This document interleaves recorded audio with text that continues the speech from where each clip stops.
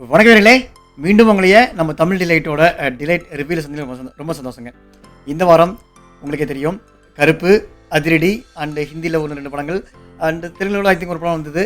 But okay, இதெல்லாம் விட்டோம்னா இந்த வாரம் நம்ம ஆல்ரெடி கருப்பு படம் வந்து நம்ம 2 days பேக் பார்த்து அதுக்குள்ள ரிவ்யூ நம்ம கொடுத்தோம். ஐ திங்க் உங்களுக்கு நிறைய பேர் வந்து ஏன் கருப்பு இவ்வளோ நெகட்டிவாக ரிவ்யூ கொடுத்தேன்னு சொல்லி கேட்டாங்க. பட் ஆனால் எஸ், நீங்கள் படமாக பாருங்கள், அவங்க படம் வாங்குறப்ப உங்களுக்கே புரியும். இப்போ வந்து உங்களுக்கு வந்து கருப்பு படத்தோட ரிவ்யூலாம் வந்து ரொம்ப அதிகமாக ஆகா ஓகோன்னு வருதுன்னா அது காரணம் வேறு யாருமே இல்லை, அன்பான ஃபேன்ஸ் தான். ஸோ அந்த ஃபேன்ஸ்க்கான வீக் இந்த வீக். ஸோ ஒரு வாரம் போகட்டும், போனதுக்கப்புறம் உங்களுக்கு அதுக்கு உண்டான இது எப்படி தெரியும். ஸோ அடுத்த படம் நான் வந்து அதிரடி பார்த்தேன். அதிரடி மலையாள மூவி தான். யா ரொம்ப ரொம்ப என்ன சொல்கிறது, இந்த வீக்கெண்டுக்கான ஒரு சூப்பரான படங்க. இந்த படம் வந்து ஒரு ஒரு மலையாள படம், இது வந்து ஒரு மாலிவுட் படம். நம்ம தமிழ் சேனலில் வந்து எப்போ பார்த்தாலும் வந்து ஒரு மலையாள படத்தை வந்து எப்பயுமே ஒரு ஹைப் எடுத்து பேசுகிறோம் அப்படின்லாம் வந்து இந்த படத்தை வந்து நான் வந்து சூப்பராகன்னு சொல்ல விரும்பல. இந்த படத்தோட கதை அந்த மாதிரி. இந்த படத்தோட நீங்கள் படம் பார்க்குறப்ப உங்களுக்கே தெரியும், ஒரு ஒரு ஒரு கைண்ட் ஆஃப் ஒரு ரிஃப்ரெஷ்மெண்ட்.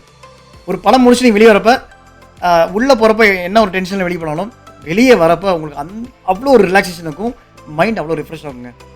எனக்கு என்னன்னு தெரில, மாலிவுட் இண்டஸ்ட்ரியில் வந்து உங்களுக்கே தெரியும், இந்த மேல் ஈகோ இருக்கும்.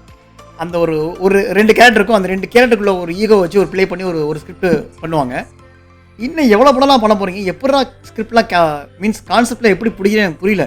ஃபார் எக்ஸாம்பிள் ஐயப்பன் கோசியமாக இருக்கட்டும், இல்லை வந்து இன்னொரு படம் டிரைவிங் லைசன்ஸாக இருக்கட்டும், அப்புறம் இது மாதிரி ஒரு 2-3 படங்கள் வந்தாலும் இதுக்கு மேலேயும் நாங்கள் எங்களால் வந்து இந்த மேல் ஈகோ கான்செப்ட் வச்சு எங்களால் பண்ண முடியும் அப்படின்னு சொல்லிட்டு சூப்பராக வந்து ப்ளே பண்ணியிருக்காங்க. அப்படி ஒரு படம் தான் வந்து இந்த படம் அதிரடி. ஆக்சுவலாக வந்து இந்த படத்தோட சப்ஜெக்ட்னு சொல்லப்போனால் எனக்கு என்ன சொல்லப்போனால், எப்படி இந்த மாதிரி கதைகள்லாம் சூஸ் பண்ணுறாங்க, எப்படி வந்து இது வந்து ஒரு பேப்பரில் நீங்கள் எழுதுறது ஈஸி, ஓகேங்களா. அது வந்து திரைக்கு எக்ஸிக்யூஷனாக கொண்டு வரது ரொம்ப கஷ்டம். அதுவும் வந்து நீங்கள் வந்து ரொம்ப ஃபன்னாகவும் கொடுக்கணும். ஏன்னா ஒரு காலேஜ் சப்ஜெக்ட்னாவே அது வந்து ரொம்ப ஃபன்னாகவும் இருக்கும், ஜோவிலாக இருக்கணும். அப்போ தான் படம் பார்க்குறது ரொம்ப ஆடியன்ஸ்க்கு என்கேஜிங்காக இருக்கும் இல்லையா. ஸோ எப்படியா வந்து அவ்வளோ எதுவுமே காம்ப்ரமைஸ் பண்ணிக்காமல் ஒரு ஃபார் எக்ஸாம்பிள் இதில் வந்து 3 ஹீரோ காட்டுறாங்க. ஒன்று வந்து பேசில் ஜோசப், டொவினோ தாமஸ் சென்டரில் வராரு, மீன்ஸ் ப்ரீ இன்டர்வல் வராரு. தென் இவர் நம்ம வினித் ஸ்ரீனிவாசன் செகண்ட் ஹாஃபில் வராரு. 3 ஹீரோ இருக்காங்க. எஸ், இதில் பேசில் ஜோசப் தான் வந்து மெயின் ப்ராமினன்ட் ஹீரோ வந்தாலும் 3 பேருக்குமே ஈக்குவல் இம்பார்ட்டன்ஸ். என்ன தான் செகண்ட் ஹாஃப்க்கு மேலே தான் வினித் ஸ்ரீனிவாசன் வந்தாலும் அவரோட பாயிண்ட் ஆஃப் வியூவில் அவருக்கு அந்த படம் ரொம்ப, இந்த படம் வந்து இந்த படத்தில் அவரோட கேரக்டர் வந்து பயங்கரமாக இருக்குது.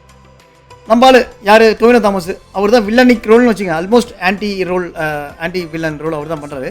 ஸோ ப்ரீ இன்டர்வல் பிளாக் முன்னாடி வந்தாலும் அவரோட அந்த இம்பேக்ட் படம் ஃபுல்லாகவே இருக்குது. அண்ட் பேசில் ஜோசப் சொல்லவே வேணாம், உங்களுக்கே தெரியும் அவர் எப்பேற்பட்ட ஒரு ஜோவிலான அவரோட கேரக்டரே பார்த்தீங்கன்னா அந்த கலக்கலன்னு தான் இருக்கும். உங்களுக்கு இந்த படம் இல்லை, எல்லா படத்துலையும் ஆல்மோஸ்ட் அந்த மாதிரி ட்ரை பண்ணுவார். இந்த படத்தையும் அப்படி தான் ட்ரை பண்ணியிருக்காரு. சூப்பராக இருக்குது. த்ரூ அவுட் த மூவி வராரு. ரொம்ப அருமையாக வந்து அந்த ரைட்டிங் அண்ட் எக்ஸிக்யூஷன் இருக்குது. ஸோ இந்த படத்தோட கதைன்னு சொல்லப்போனால் அதான் நான் சொன்னல, இந்த 2 மேல் ஹீரோ, அதாவது நம்ம டொவினோ தாமஸ்க்கும் நம்ம ஹீரோக்கும் நடுவில் ஒரு கைண்ட் ஆஃப், டொவினோ தாமஸ் ஹீரோங்கிறத விட மெயினாக வந்து அந்த வில்லனுக்கு, அந்த நம்ம டொவினோ தாமஸ்க்கு ஒரு பெரிய ஒரு மேல் ஈகோ வந்துடுது இவர் மேலே. இந்த எப்படி வந்து இவங்க வந்து ஒரு ஃபங்க்ஷன் நடத்திடுறாங்கன்னு சொல்லிட்டு, ஸோ அதை தடுக்கிறதுக்கு அவர் போராடுறாரு.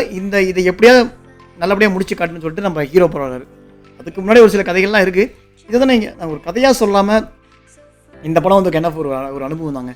இதில் வந்து நிறைய வந்து ஃபன், ஹீரோயிக், நிறைய ஒரு ஃபன்னி ஆஸ்பெக்ட்ஸ், நிறைய விஷயங்கள் இருக்குது. ஃபார் எக்ஸாம்பிள் சொல்லப்போனால் நடுவில் வந்து அந்த ஹீரோவுக்கு வந்து ஒரு சீக்வன்ஸ் வரும். இந்த பாட்டை வந்து உங்களுக்கு டெடிகேட் பண்ணுறோன்னு சொல்லிட்டு ஒரு பாட்டு போடுவாங்க. ஸ்நேகிதினே சாங்காக இருக்கட்டும், நடுவில் 2-3 சாங்காக இருக்கட்டும். அண்டு கிளைமேக்ஸில் நம்ம வினித் ஸ்ரீனிவாசன் டொவினோ தாமஸை அவரோட மைண்டை வந்து மாற்றுறதுக்காக அவரோட ஒரு பாட்டு இருக்கும். அந்த பாட்டு பாடி அவர் வந்து அந்த கிளைமேக்ஸில் வந்து நம்ம டொவினோ தாமஸோட மைண்டு மாறுறதா இருக்கட்டும். நிறைய விஷயங்களுங்க இந்த படத்தில் வந்து ஃபுல் அண்ட் ஃபுல் பாசிட்டிவாக தான் இருக்குது. நெகட்டிவ் எஸ், ஃபர்ஸ்ட் ஹாஃப் வந்து உங்களுக்கு வந்து எந்த ஒரு இதுவுமே இல்லை, பயங்கரமாக போயிட்டே இருக்கும்.